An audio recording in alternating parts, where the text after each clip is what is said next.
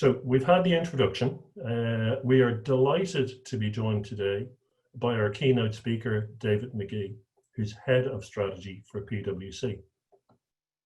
David is going to provide perspective from across their client base on how Irish business and organizations are coping with COVID-19 and the performance management challenge. PwC and ProStrategy have developed a relationship in recent times. We've had a number of shared customers where PwC are providing, I suppose, strategic consulting on finance transformation, and ProStrategy has been brought in to deliver an EPM solution as a result of that engagement. So we're really looking forward to hear what David has to share with us on the perspective PwC had and how different sectors and different types of organizations are responding to COVID. Following David's presentation, we'll move into a panel discussion. The panel discussion is going to be led by my colleague, Sean Handley. Sean is ProStrategy's EPM Practice Director. And Sean is joined today by three of our customers. Ross Reynolds, who is Head of FP&A for Hamilton Group, which are an international insurance company with a significant office in Ireland. We have Tim O'Leary, who is MIS Manager with BWG Foods. And then we have Tom Lakes, who's Planning and Merchandising Manager with Brown Thomas. So three gentlemen from organizations who've had very different experiences as a result of COVID and the impact it's had on their business and the challenges that they've each had to deal with. So it'll be great to get their real life experience from the last 3 months. Following the panel discussion, we'll then move over and Philip Vernon, our colleague, will give us a short demo of ProPM. ProPM is ProStrategy's EPM accelerator, which helps us rapidly integrate data from our clients' organizations, model their business to generate reporting and analytics to enable, I suppose, the production of scenarios, providing the insight to better manage your business. And then at the end, we will take questions.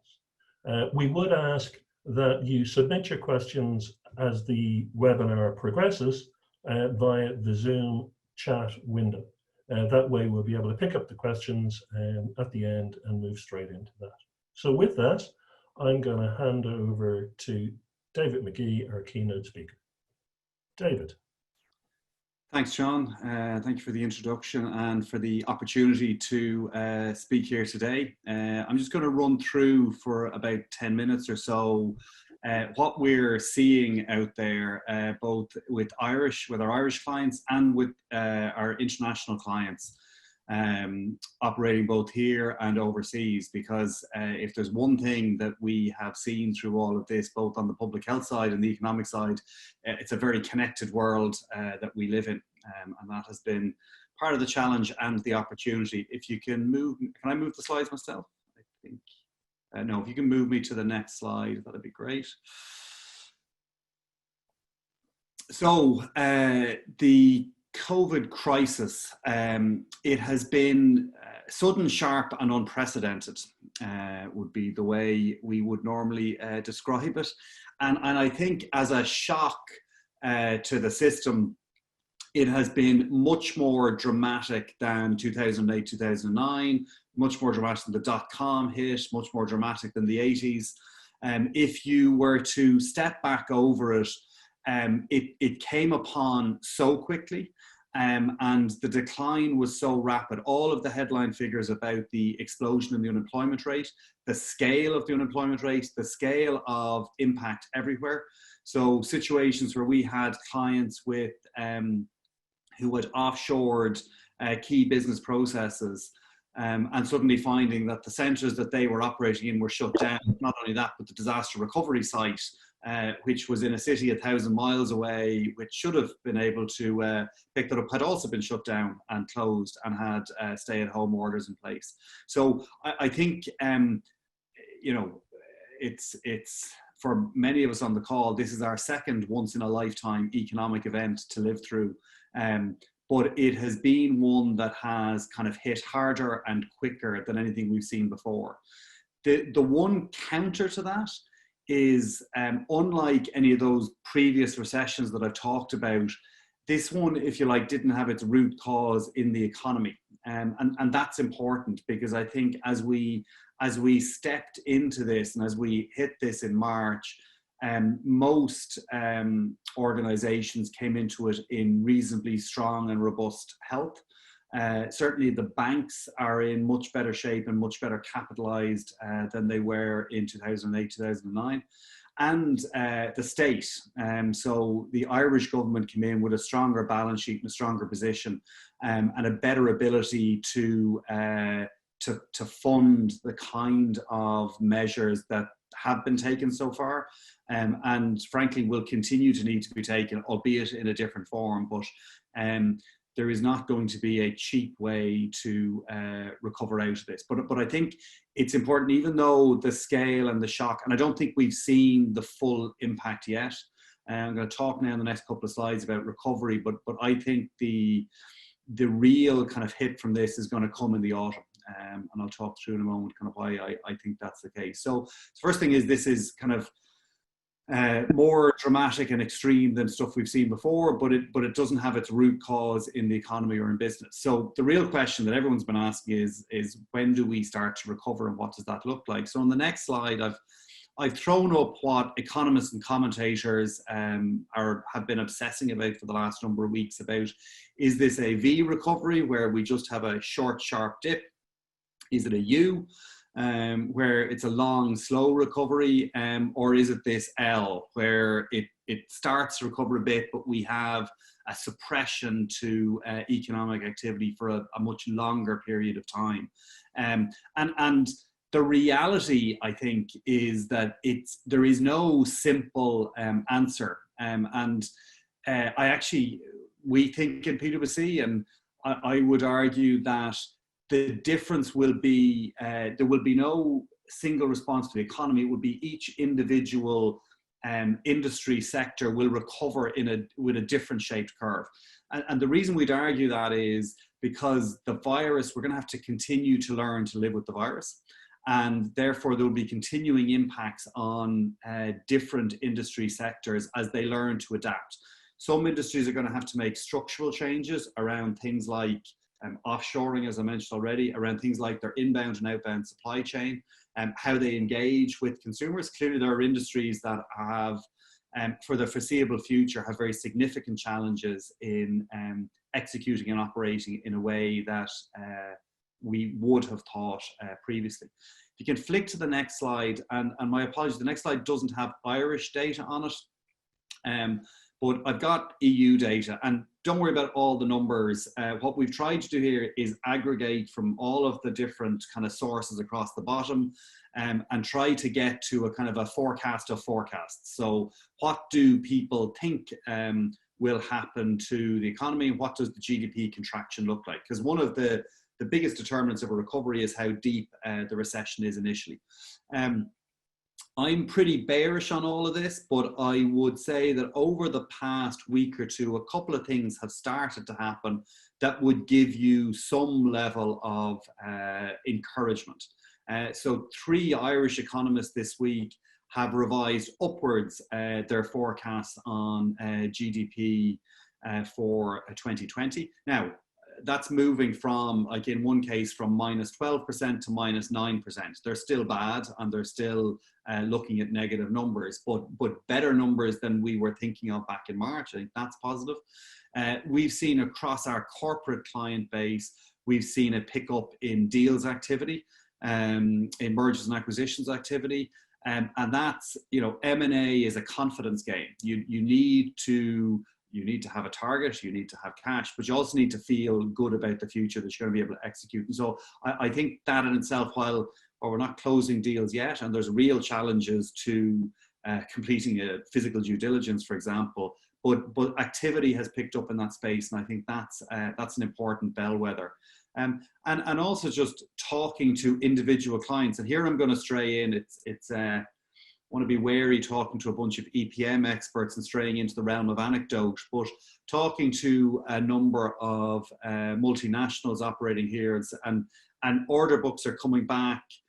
The confidence they're seeing, the KBC Consumer Sentiment Index during the week that got profiled in some of the newspapers a couple of days ago, all kind of early signs of some bit of a lift, but as I say, that doesn't get you back into positive territory. I just think it makes it less worse, but positive signs nonetheless.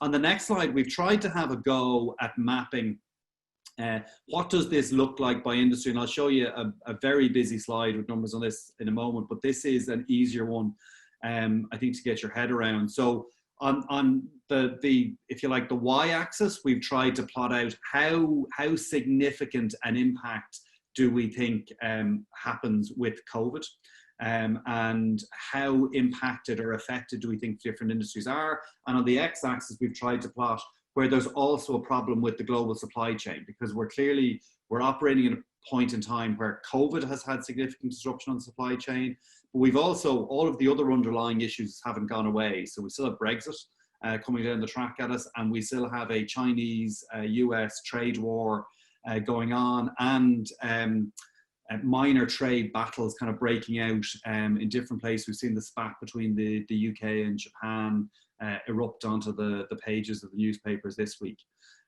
So, you know, there's no, this is one of these slides where you do a whole pile of research and a whole pile of number crunching, and you produce the slide and you kind of look at it and go, yeah, we probably could have guessed that, but it's nice to have some data sitting in behind it.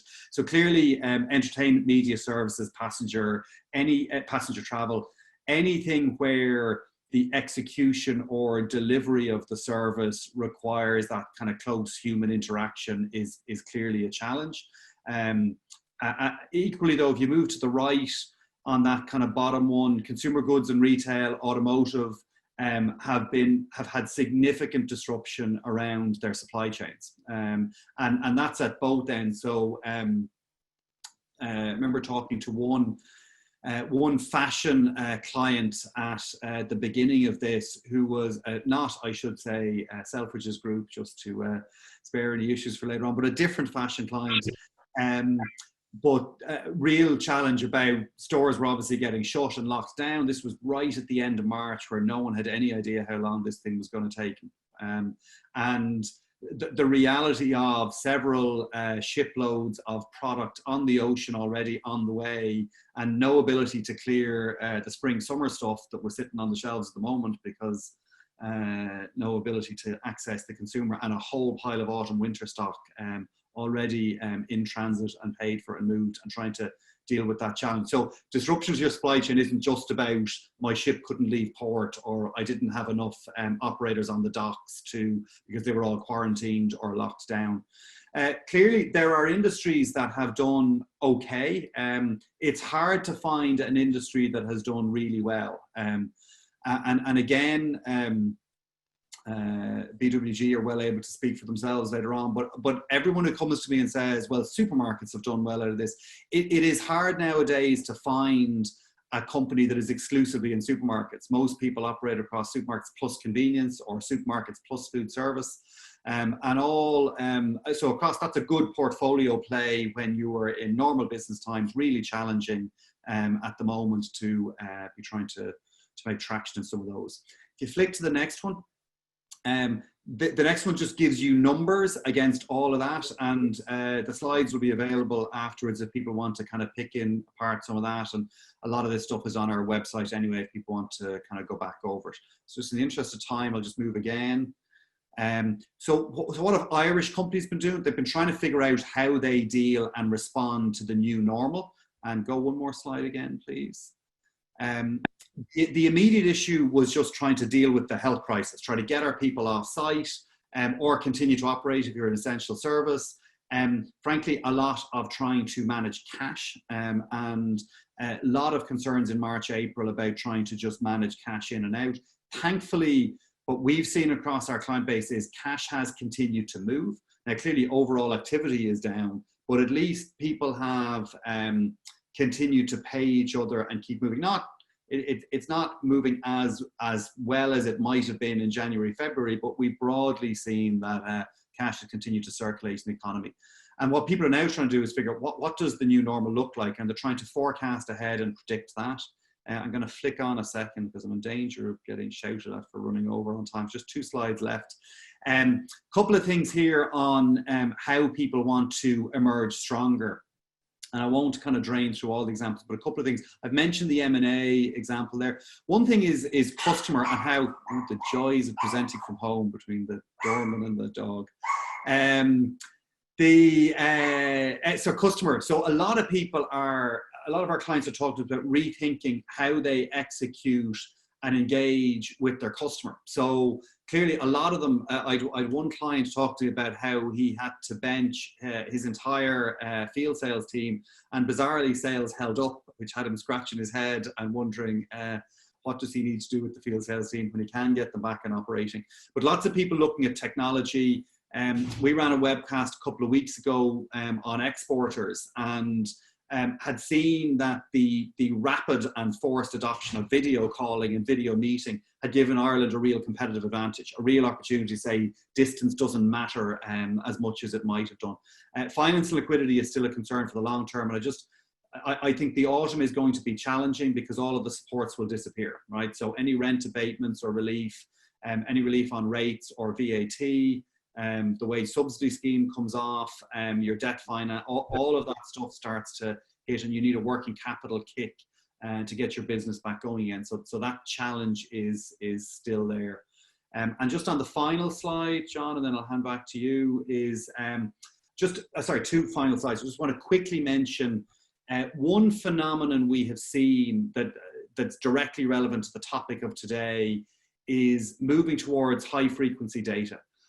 So clearly in a highly unstable and difficult environment, we've seen lots of clients scrabbling around looking for secondary pieces of data that they can incorporate into their scenario planning and models. So people looking at traffic data, people looking at consumption of electricity in China as a proxy for is industrial output picking up again? You've seen our own government. This is some stuff from the pack the Irish government released this week, where it looked at credit card data on a daily basis. It's been looking at seismic data to pick up transportation. So trying to figure out from other source of data what's happening right now, rather than waiting till the end of the week or the end of the month or the end of the quarter to try to build a model on that. And I'll leave you with the final slide just to say a blatant plug for our EPM Maturity Navigator. If you click on that link, there is a free online tool where you can go and assess how you think your organization is doing in terms of its EPM strategy. And that is my gift to you today, and we hope you find that useful. I will pass back over to John. Sorry that got a bit rushed at the end, but happy to take questions, and I'll be around to the end. David, thank you very much. That's fantastic and a great way to set up the conversation.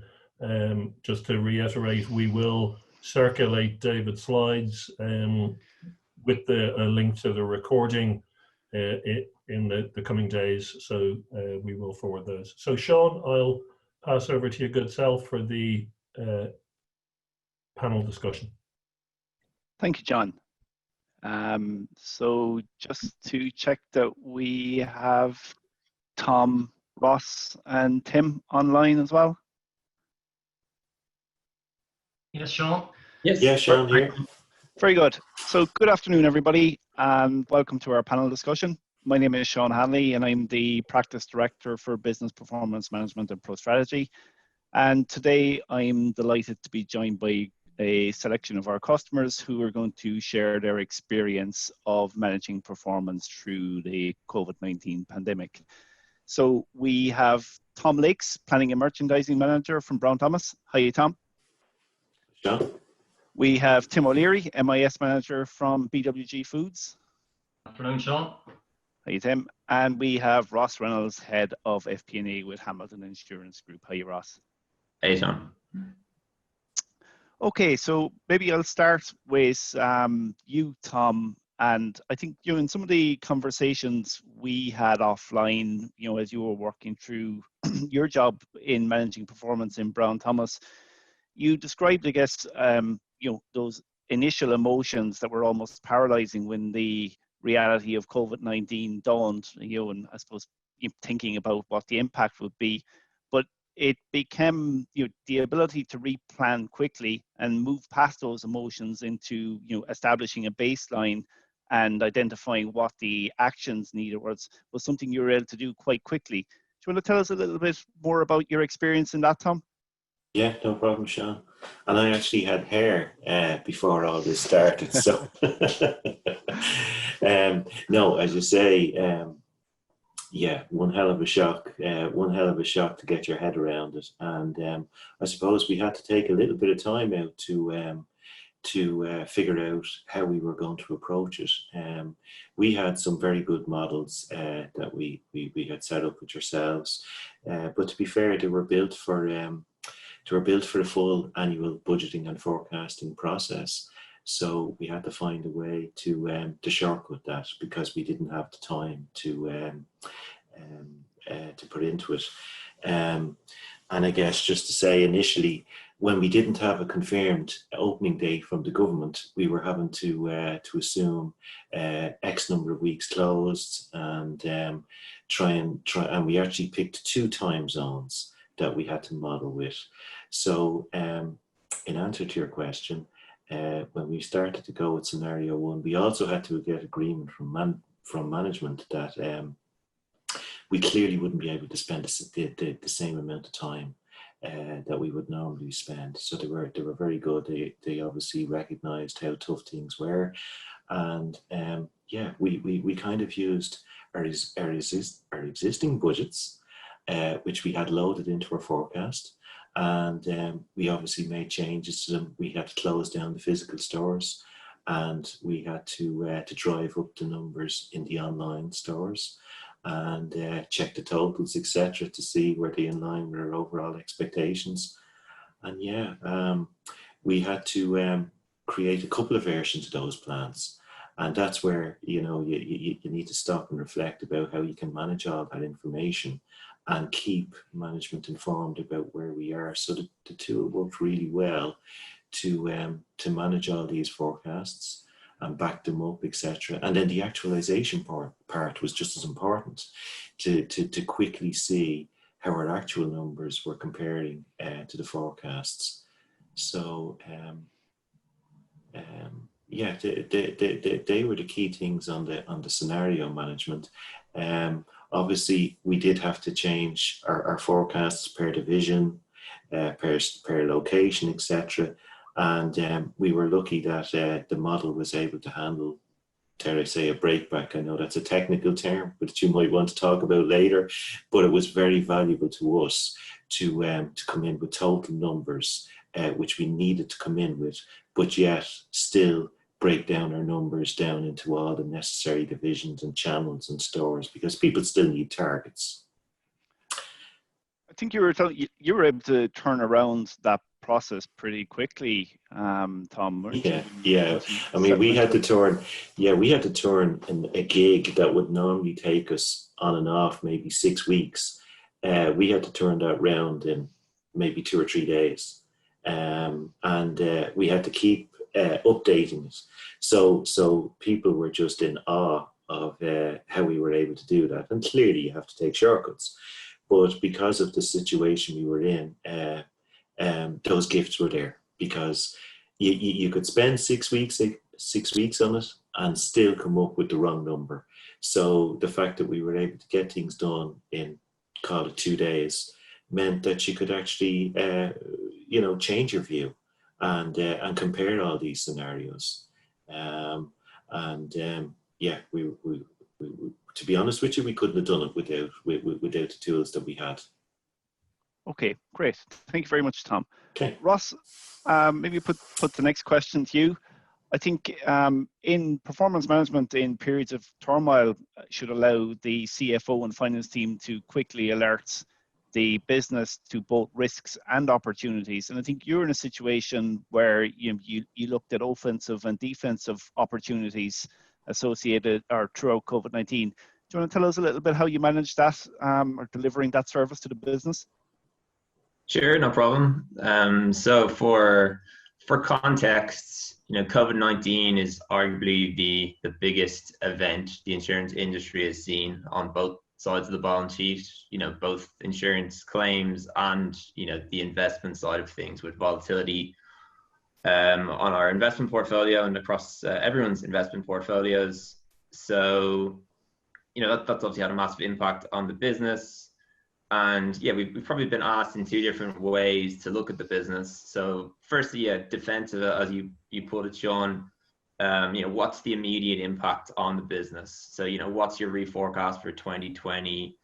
What's the difference to where we thought we would be? How's that impacted expenses? How's that impacting your capital position? So, constant questions on those kind of topics, with quick answers required, as always in FP&A. So that's really the defensive side, and it's more the short-term side. But maybe what's slightly different in insurance than other industries would be that there are quite a lot of people who are seeing insurance as a good place to deploy capital in the future. So, it's quite a low interest rate environment, and, in the market, you're seeing people raising capital with the idea that, it's going to be a hardening insurance market into the future. So we're also getting those questions at the same time. So, what are different scenarios that could happen in the future for Hamilton Insurance Group? Are there market opportunities? Could we grow, and how would our business look in those regards? So it's kind of both sides of the coin. What's happening right now, and what's that doing to our bottom line? But also, is there an opportunity, and how could we potentially capitalize on that opportunity? Okay, and I guess having pre-built models which have those business rules built in help you model those different scenarios a lot faster. Did you find that was a big advantage when you were, I suppose, preparing each of the defensive and offensive scenarios? Yeah, definitely having pre-built models makes things a lot quicker. I mean, like, the key thing is the quick turnaround in data. I mean, that's the pivotal thing, and that's what really adds value for, a CFO and CEO. So where you have predefined models that you can leverage, and, you can just change key indicators and get the result quickly, I mean, that's priceless in times like this. Okay, great. Thanks, Ross. Tim, maybe over to you for the next question. BWG, it's a high volume business with two very distinct divisions. You have the retail and the wholesale side of the business. I guess in your environment, you probably saw different impacts because you don't only deal with grocery. You would have had the negative side on the food service. Like Tom probably alluded to earlier, planning for you it's probably a challenging or demanding time anyway under normal planning cycles, but COVID-19 would have really added to the time pressure and the stress around that. Do you want to tell us a little bit how you dealt with that and the demand for constant forecasts throughout COVID-19? Yeah, well, just touching on something David said earlier, yeah, people might see BWG Foods with Spar, Mace, etc. and think we're flying, but yeah, we have two distinct divisions. We have a wholesale division, which is made up of 22 cash and carries and 2 food service depots. And within that, we have what's known as the HoReCa channel. So that's hotel, restaurants, cafes, and pubs. Now that business went from 100% to 0% overnight. So, and again, obviously the recovery of those businesses is a lot slower. So, when we were doing the planning, we first of all had to separate the wholesale from the retail. And then within wholesale, we have, again, HoReCa and non-HoReCa. So what we did is we did our wholesale forecast by depot, by HoReCa, non-HoReCa, and then by customer type. So again, this allowed us to kind of take our budget that came out of TM1, apply different, I suppose, percentage declines to each one. So for example, pubs, restaurants, we were putting in 100% decline. We might have been a bit more bullish with some of the other business. And then what we did is we put in a recovery factor. So we had a recovery factor of 25% for July. We put in 50% for August, and we put in 65% for September for non-HoReCa. But obviously for HoReCa, they're going to come back a lot slower. So we were much more conservative with the recovery rates there. So that's basically how we did our wholesale sales reforecast. And then for retail, what we did is we looked at, again, our various depots. But in this instance, instead of customer type, we looked at department, because department, it's a big driver of margin. So obviously the different mixes you get. And again, there was a big mix change because of COVID. So again, that's why we did it by department. And again, we used the same recovery factor that we did for the non-HoReCa for our retail business. So again, that allowed us to take the data out of TM1 very quickly, put in our assumptions around growth/decline, put in our assumptions about recovery rates, and then we were able to get that data back into TM1, which then allowed us to compare budget, actual, and our forecast. So again, our directors had a meeting every Tuesday morning from 9 to 11. They were looking at this data. The good thing about it with TM1 as well, it's easily transferable into Excel. I had graphs that just showed the guys trend lines. And again, it was the speed of it that was good for us. Now, again, I think Tom alluded to the fact that one thing you can be sure about your forecast is you're going to get it wrong. So when we did it in April, we were, compared to a forecast I did about 3 weeks ago, we were about 50 million too pessimistic. And now 3 weeks on, I find that we could be 20 million too pessimistic, because we do see a recovery coming in our stores and stuff at the moment. So things are picking up a bit quicker than we would have thought. And again, I suppose just to give maybe a bit of context around what's happening in grocery, like there was unbelievable growth in tobacco and alcohol. Now, maybe we should have anticipated it, but you just couldn't imagine the volumes that we're going to. Now, I suppose with the pubs, restaurants, hotel closed, people had no choice but to buy their tobacco and alcohol, but from the likes of us. But the other big dynamic, and again, we wouldn't have picked up on it, but there is a big black market for tobacco in Ireland. And again, that died out because of COVID, because there was no planes coming in. They couldn't get black market tobacco into the economy. Apart from that, you have people coming back from holidays, typically will bring a few hundred cigarettes back. So all of that died. So we just got a huge increase in tobacco and alcohol.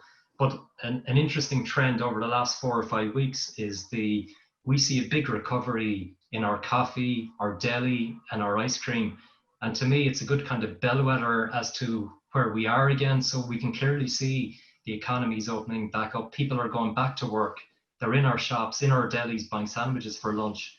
So while we're not back at our pre-COVID levels in those particular categories, they are certainly moving in the right direction. And I think it is a good sign that the recovery is on the way back. Thanks, Tim. And I think probably the consistent trend across everyone I've spoken to is the reality is that, forecasting, it's not an exact science. Most organizations accept that you're going to get it wrong. What's important, I guess, is the ability to be agile and produce new forecasts as you learn about new realities. I think that's consistent right across the board, that the people are seeing in FP&A as the demands that they need to serve in the business. Yeah, 100% agree with you, Sean. Like, we're going to be doing our June accounts next week. And I know as soon as they're done, the MD is going to be looking for a new forecast. And it's not a problem anymore because it's easy for us to do. The information is there in TM1. We can take it out, put in our new assumptions, and you have a new forecast. So like that is the key to it. It's speed, because I think Tom alluded earlier as well that you can spend 6-7 weeks doing this and you're still going to get it wrong. So it is about the speed of turning it around and getting something as a target. As you get better information, yeah, you amend it and it becomes more accurate. But I think that is the critical thing, the ability to reforecast quickly and be able to benchmark performance against it quickly and easily as well. Okay, thank you very much, Tim, and Ross and Tom as well. Thanks for your input. I now want to hand us over to Philip, because Philip has been doing a lot of work preparing a demo of our Pro PM solution. So Philip is going to show you a product demonstration now of ProStrategy's planning analytics integrated solution, compromising financial and operational planning with managed workflows and management reporting. So ProPM, it's an integrated, single integrated data model that allows you merge actual and plan data in one place and is a really good solution for replacing disparate spreadsheets. So over to you, Philip. Hello, how's it going? I'm Philip. I'm one of ProStrategy's EPM consultants. And what I'm going to show you today is that we're going to walk through the ProPM application. The data we're using is based upon a fictional retail business dealing with the current COVID-19 climate. We will begin in ProPM's Insight Center to analyze variances between actual and budget, and we will then move into ProPM's Action Center to prepare a revised forecast based on the trends we have seen in ProPM's Insight Center. We will then move into ProPM's Storytelling feature to update a presentation to reflect the findings that influence the revised forecast. So I've opened the ProPM reporting landing page, which allows consumers analysis users to monitor performance in a single place and access different work streams by using the navigation buttons down to the right-hand side. As we can see here, working from top to bottom, we have a range of P&L KPIs showing actual year-to-date, along with variances against budget last year. We also have yearly trend charts for each KPI showing actual budget last year and forecast. In the bottom left, we have an operating profit trend chart, and in the bottom right, we have a cash at bank trend chart showing closing balances. In each of the KPIs, we can see that we are not performing as well as last year or against budget. All of our trend charts, we can see a drop off in April and May due to COVID-19. I'm going to go to an EBIT dashboard to explore the variances across different business dimensions to gather further information and to apply ad hoc analysis. So I'm just going to go in here to full screen mode to get a better view. So in here, the dashboard, we can automatically see in the trend chart that our actuals are performing badly against budget due to COVID-19. By clicking on Ireland in our business region, we get to view that trend for Ireland only. And we also get to see that in our top and bottom 5 stores, we have negative year-to-date variances. By clicking on the store, we can also see that we have negative variances across all sales departments, as would be expected. I will now look at the online stores, which has a positive variance, and we can see a huge spike in profitability in our trend chart and strong growth in all sales departments, and we expect this trend to continue. Before I go on to plan, I would like to review my expenses for the online stores. I can simply do this by clicking expenses and drill down. And we can see that we went over budget on supply chain due to increased demand, and we'll need to allocate more resources to supply chain. I will now move into the ProPM Integrated Financials Action Center just by going to my landing page and clicking on Planning Analytics. We have navigated the ProPM Integrated Financials Action Center's landing page. In the background, there's a finance data model. The model combines data and business rules. It makes it easy to plan by ensuring business rules are applied consistently to my inputs. The landing page allows me to navigate to the planning process that I'm focused on. Today, we're going to prepare a revised forecast. ProPM also supports collaborative planning and has a chat feature which enables colleagues to collaborate from within the application. By clicking this little note, I can see that I have a message from one of my colleagues asking me to reforecast sales and expenses for online region, while he will reforecast for the physical stores. I'm now going to click on my forecast tab. We now have a forecast workflow. ProPM, here's an example of how ProPM makes it quicker and easier to plan, because planning is not something most of us do every day. It is important that we have an intuitive guided workflow that helps us pick up from our most recent actions. This workflow allows me to access several planning areas, but today I need to focus on just 3. I'm going to use the sales plan workbook to just forecast revenue, and then I'm going to use the OPEX workbook to align my planned resource allocation to new trading environment, and then I will publish the plan so it is available for a wider audience in my Insight Center. So now I'm just going to click on my sales plan, and we open up our sales plan workbook. By clicking on this title, we can find instructions on how to use the page, which makes life easier for users. We also have a plan input grid here to adjust our forecast. The grey columns represents periods that are populated by actuals and cannot be modified. We can adjust sales by selling department, location, and currency and time. ProPM makes it easier and quicker to plan by allowing data input at summary or detail level. Here I'm going to show how to apply input from top down, where ProPM will apply changes to all subcategories. The first item I need to consider is to create a sandbox. This will allow us to apply changes for ad hoc analysis in a private area, giving us unlimited what-if capabilities. You'd simply click on this button and click on this little icon, Sandbox, and create Sandbox. I already have one pre-made called COVID-19 Impact, and this is what we'll use today for this demonstration. Secondly, we'll need to navigate to our online stores. We can simply do this by going to the location and typing in online using the search functionality. Click online stores. We have seen from analysis for our online sales, they have increased dramatically. We foresee this will continue and we'll adjust our sales by 400%. To apply this change, we right click on the cell and click on spread data. The tool supplies a wide variety of data spreading options to accelerate data input, and we will use the percentage change option in this case. So I simply just go to percentage change, type in 400%, 400, we go to add, and we set the direction to right to populate all forthcoming periods. And you see the changes have been applied. We can see the 400 increase percent across the board and to all selling departments. ProPM is doing the job for us. You don't have to apply changes to all lower levels, and the changes are applied proportional across all months and selling departments. ProPM is out-of-the-box capabilities to simplify and accelerate the planning process. Another area we would want to consider would be commentary. So there's a trace of changes to manage data governance and to let colleagues collaborate from within the application. I just simply right-click here and click on comments.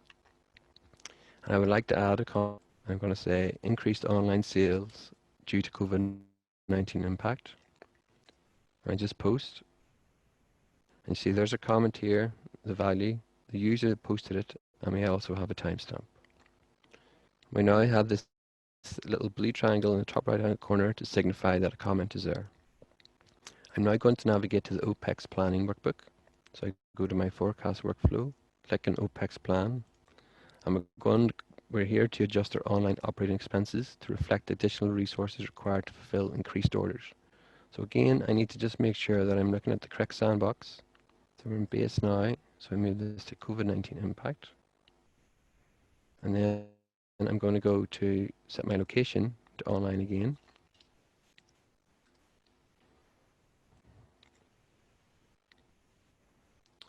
And then I'm going to go and locate the supply chain account.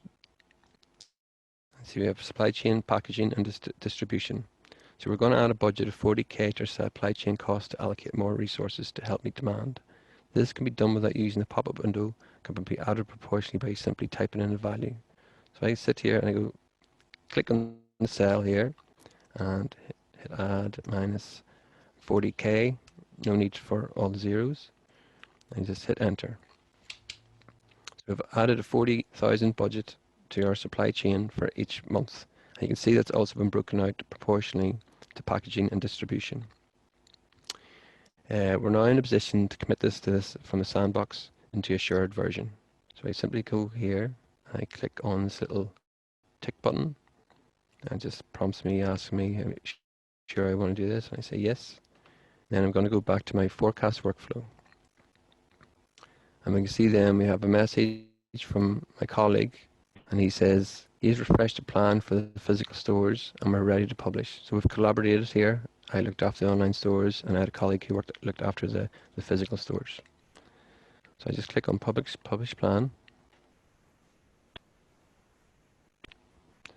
We're opened up at a P&L view in case we want to do any further adjustments, and we can change any particular location or cost center. I'm going to click on publish, and you see that we're going from a working plan to a published plan. You can see that there's a difference there in the bottom line. So I'm going to click on publish here, and we have certain parameters we can choose but we'll just stick with what we have and just click on OK. Let's just take a moment or two.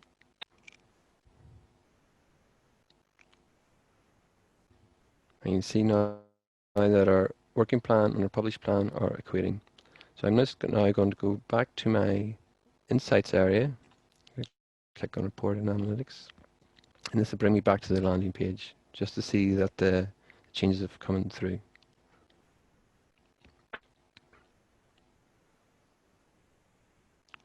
Just take a minute.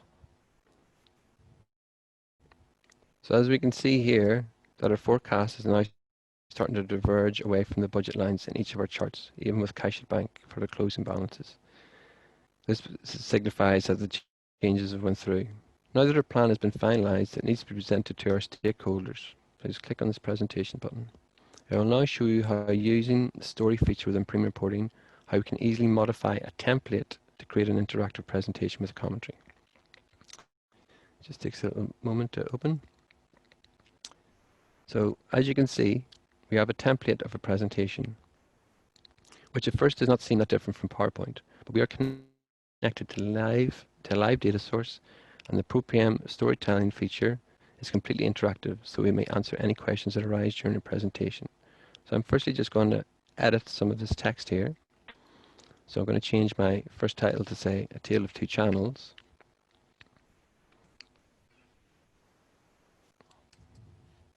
And then I'm just going to go to the next marker. I'm going to change this piece of text to say Physical Stores Dealing with Harsh Conditions. And then I'm just going to go into the next area and just add in strong online performance.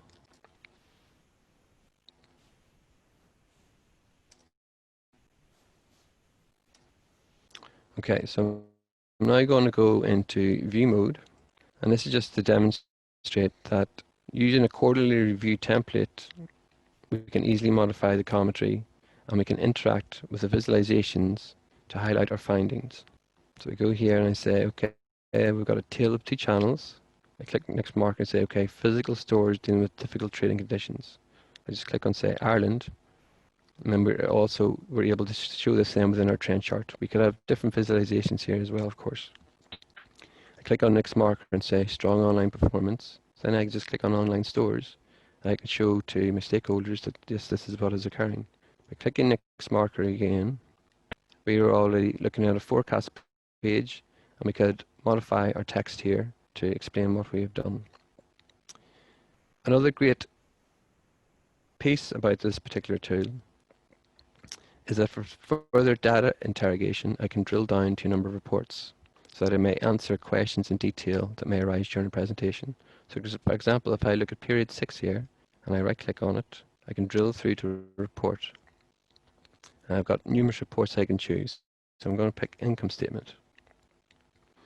And note that how online stores was selected there, that the parameters from the storyboard is now been brought through to this particular report. So we have it sitting at period 6 and we're looking at online stores. We can modify the scale, company, or version, our selling departments and cost center departments. We also have our navigation buttons, letting us easily access other work streams. I also, if I wanted to share any findings, I would click share here, go to email, and we have options to include a link or include an image. You could choose both, and I'll say, okay, I want to highlight an area of concern or something to be reviewed, and then I can sort of add a piece of text, say, please review, for example, and then we could type a message in here and just send the email, all within the ProPM application. I hope you enjoyed that presentation, and I think I'm going to pass you on to John. Thanks.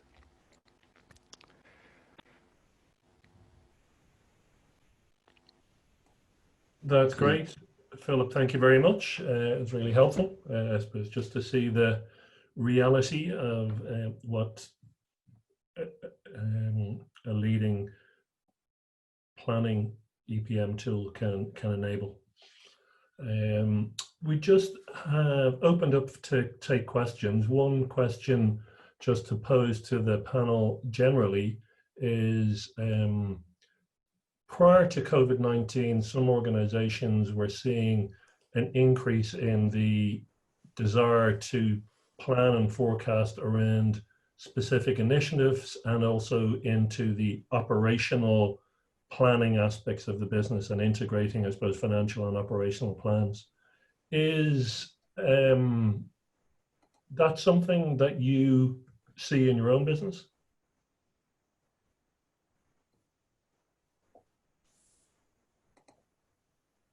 So I can give you a quick answer, I guess. So ultimately, that's where we're trying to get to. Yes. So within Hamilton Group, I guess we're building out our global IT framework, including things like a global data warehouse and a single ledger. And our aim is to use an EPM tool. We've used Cognos for about 7 years to sort of link all of that together. So the goal for us, and we're probably not quite there, is certainly to have those operational metrics to stand alongside your common financial metrics. Yeah. Great. Okay. But as you say, it's a journey that the organization is on. Yeah. Yeah. And Tim or Tom, any comment?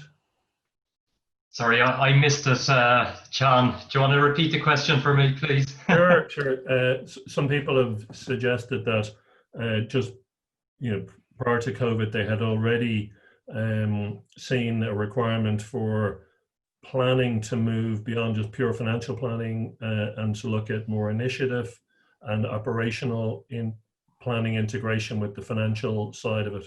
So just have you seen that trajectory within BWG? Yeah, not particularly, John, to be honest. I suppose we still see planning as the budget is still the big thing for us, but we do it at such a level and it takes us so long that if we were to integrate more, it would nearly become unworkable for us, because we go to such a level. We have 1,050 stores. We have got about maybe 30 or 40 depots that they can buy from. We've got about 25 departments. So when you start multiplying it all up, we have such a layer of data. So we specifically keep it purely as a finance planning tool. Now, I'm sure there are guys within the organization that need, let's say, a similar tool from the non-finance, but we haven't gone that route, we'll say, yet anyhow. Yeah, no, I would agree with Tim. It sounds like we're very similar. We would have a lot of detailed stuff as well. So as Tim said, if you were to try and multiply out the levels that you're planning at the moment, it would get to a situation where you'd never finish the plan or the forecast or the budget, which isn't what we want. But what we do, to be fair, is, as an example, we might have our total sales, and it's important to see a note on perhaps the split between tourism and domestic. So we would meet in the middle with a hybrid where we're pulling down our 100% solid information from the TM1 model, and a side exercise to split that out into the right ratio. And we always know that the number on the left is coming from TM1, so it's just a split then on the right compared to historic data or something. Because yes, the question is valid. You do get lots of requests for whether it be footfall or conversion or whatever else, but yeah, people understand that at times a lot of that information cannot be done at the same level as you're currently planning. It can only be done at a total level. So there's always a hybrid, and it's definitely an appendix. So another question is around, I suppose, COVID has demanded a speed and agility that probably none of us had to work to before. There was, I suppose, a movement towards more frequent updating of forecasting. Now that organizations have seen what is possible, do you think that it's going to become a requirement to I suppose, deliver updated forecasts far more frequently and on a continuous basis? Yeah, well, for us, I mean, we're certainly updating our current month every week as we actualize our, in fact, every day actually. We can see our forecast for the month on EBIT every day as the actual figures come true. But yeah, we're coming up to a major forecast time now during the summer, and we are asking ourselves, how do we move forward? Do we leave it at the original 6-week job, or is that the right use of all our time? And should we shorten it up? But we don't have the answer right now. Right. Unfortunately, John, I think that's the way it's going as well. So I think we'll be forecasting more often.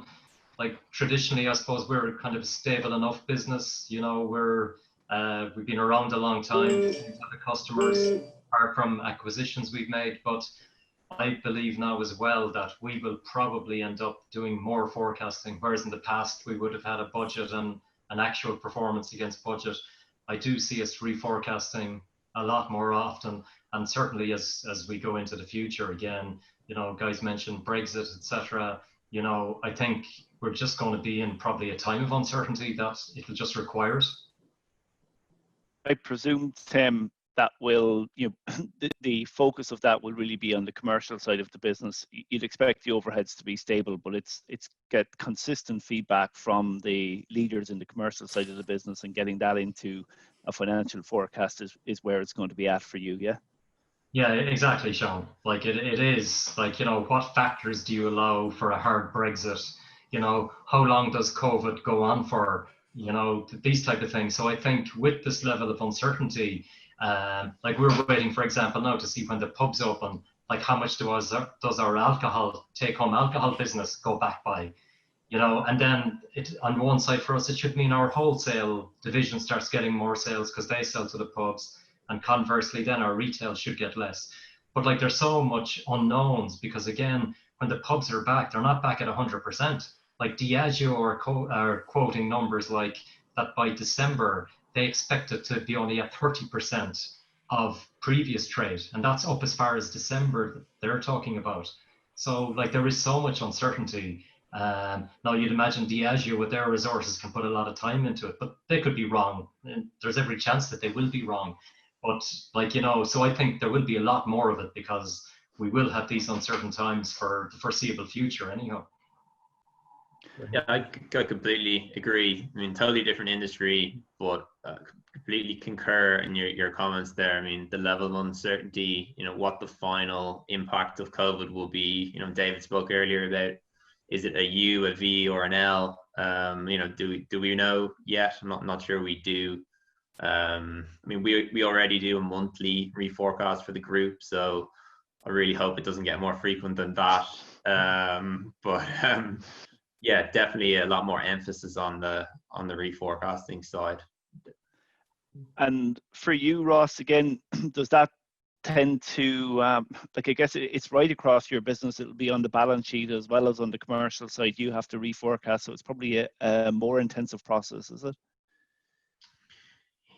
Yeah, I mean, we've different stakeholders we work with on the investment side who do support on, you know, projecting out in that regard as well. But yeah, it's certainly both sides of the balance sheet in insurance. You know, there's a lot of granularity on the insurance underwriting side and on the, you know, expense side, but it's across the board, definitely.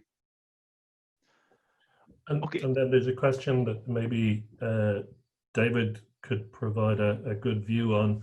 It's about the value that many organizations get out of their standard reporting. Have you seen anything through COVID where people are questioning the information that they're generating on an ongoing basis and whether that could be streamlined or optimized? Yeah, and I think COVID has just brought home a trend there, because I think you know, for a number of years now, we'd have seen and lots of clients kind of struggling with a big management pack of information that has a whole pile of standard reports that at some point somebody thought was a good idea, and it gets into the report and no one can ever figure out who wants it in the first place, so no one knows who to ask till we can take it out. And a much greater desire to move to a situation where if you can interact with the data, I think you get to the optimum position. I think you can get to a point where I can show something, but I can get in and drill it. I concur with the panelists. I think what people really need to be able to do is forecast and reforecast rapidly, right? Because there are only scenarios. There are no certainties about any of the models or the future.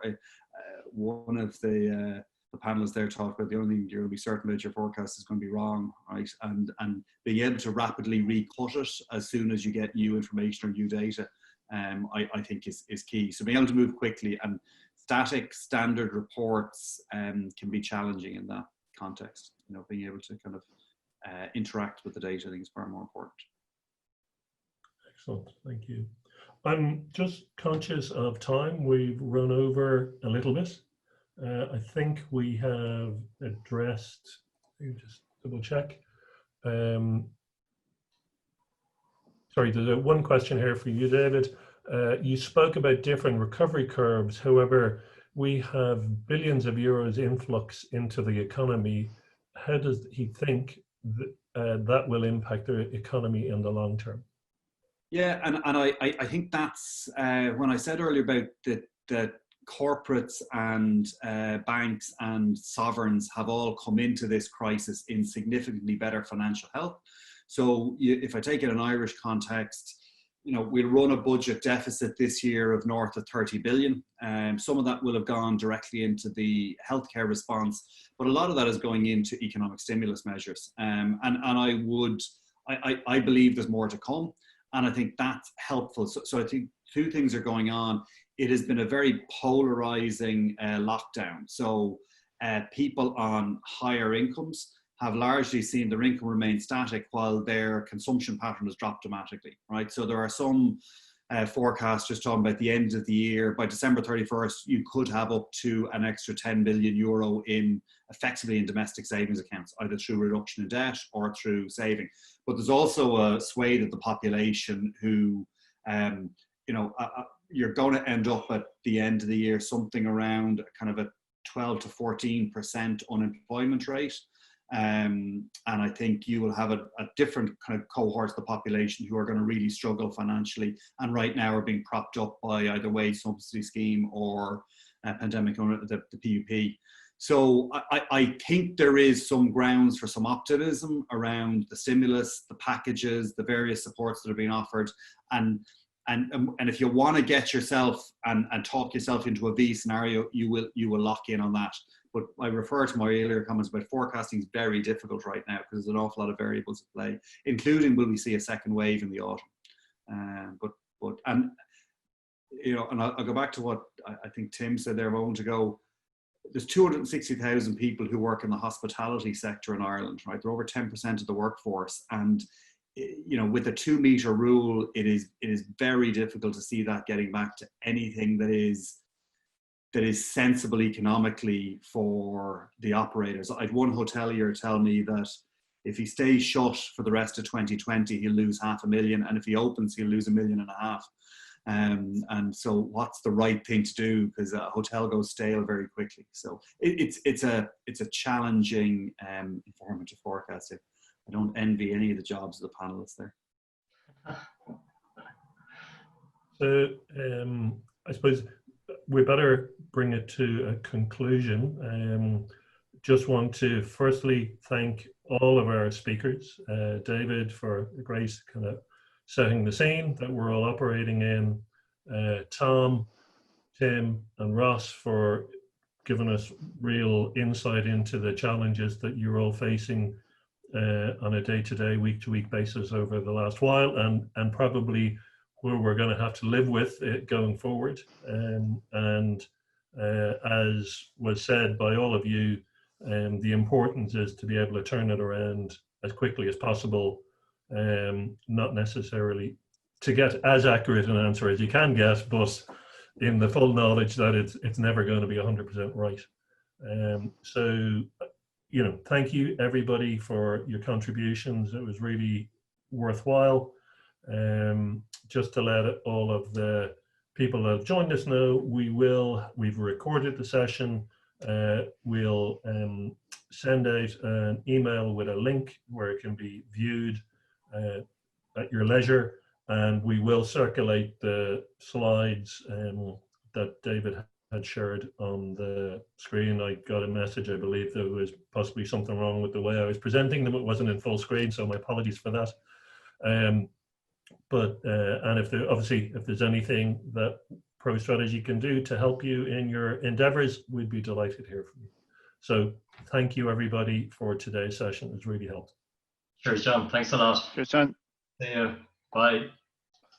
Bye. Thank you. Bye, everyone.